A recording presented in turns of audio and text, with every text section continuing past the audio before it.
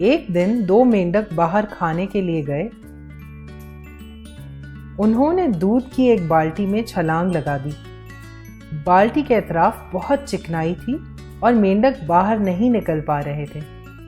बहुत सी नाकाम कोशिशों के बाद दोनों मेंढक काफी थक गए। एक मेंढक ने दूसरे से कहा, तैरने का कोई फायदा नहीं है, हम डूब जाएंगे, लिहाजा अब हमें हार मान लेनी चाहिए। दूसरे मेंढक ने हौसला बढ़ाते हुए जवाब दिया, मेरे दोस्त, हिम्मत रखो, तैरते रहो, किसी तरह हम इससे बाहर निकल सकते हैं। वो दोनों फिर कुछ देर तक पैर चलाते रहे।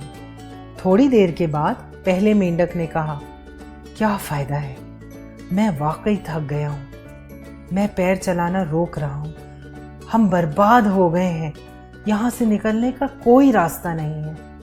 लेकिन दूसरे मेंढक ने कहा, कोशिश करते रहो, तैरते रहो, पैर चलाते रहो। इस तरह कई घंटे गुजर गए। आखिर पहले मेंढक ने हार मान ली। उसने कहा, मैं अब और नहीं चला सकता, हम वैसे भी डूब जाएंगे, फायदा क्या है। इसने पैर रोक दिए और दूध में डूब गया।